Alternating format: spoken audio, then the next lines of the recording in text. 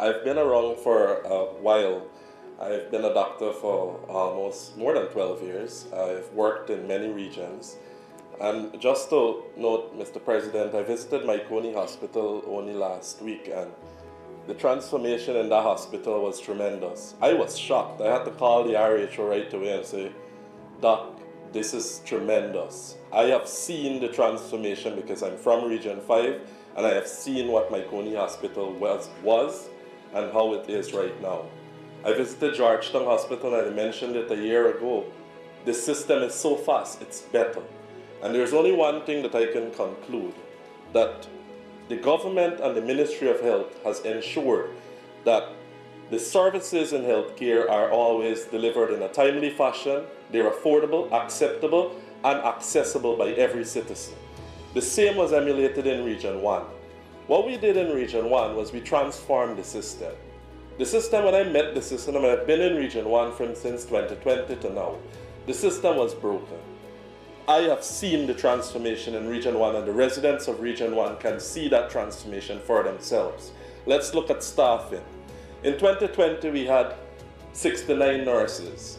Currently, we have 124 nurses, and we're in a few days, we're gonna get some more nurses because we finished 19 NAs on the hybrid programs.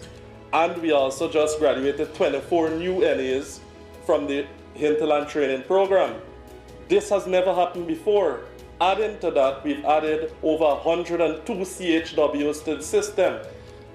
Communities that never had health workers, Barbina, Cans Hill, these communities never had health workers. They now have 2 health workers, 3 health workers, and some of the health workers that graduated in 2021 are now upgrading themselves to being nursing assistant and registered nurses.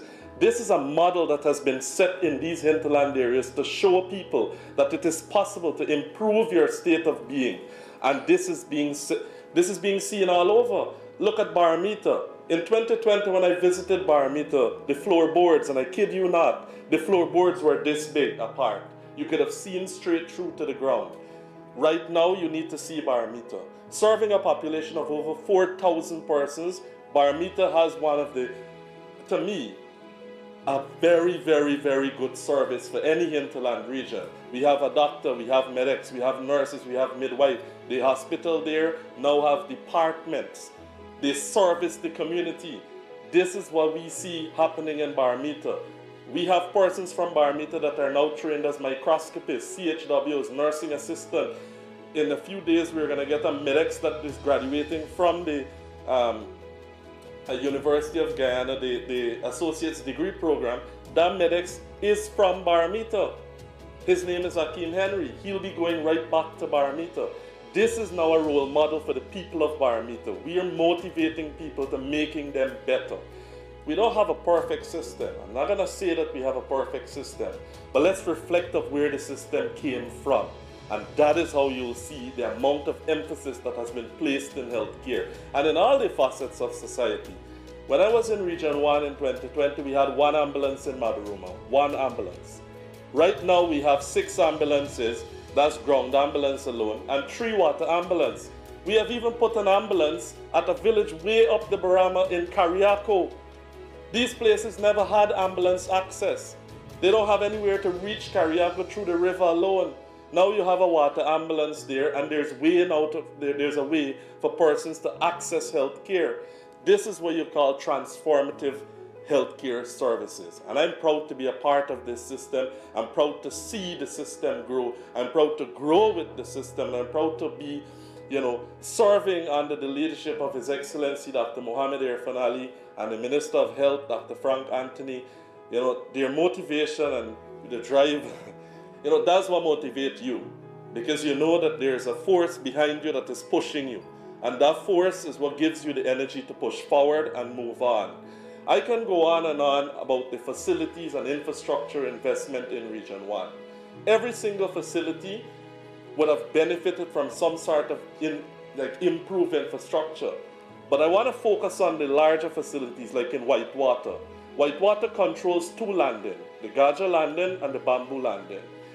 These areas are very close to a bordering community, Venezuela. When I visited Whitewater a few years, I think in 2020 during the COVID crisis, Whitewater was horrible. Horrible. That's what you could describe it as. I want us to visit Whitewater now. We're currently transforming Whitewater into a polyclinic. But the center that's there offering service, you have a medics that is full-time there at Whitewater. You have nurses, you have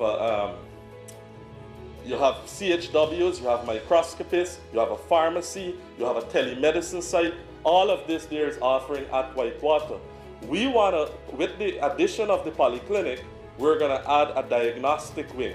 They'll have a lab, they'll have an X-ray, a portable X-ray unit, and they'll also have the dental department there.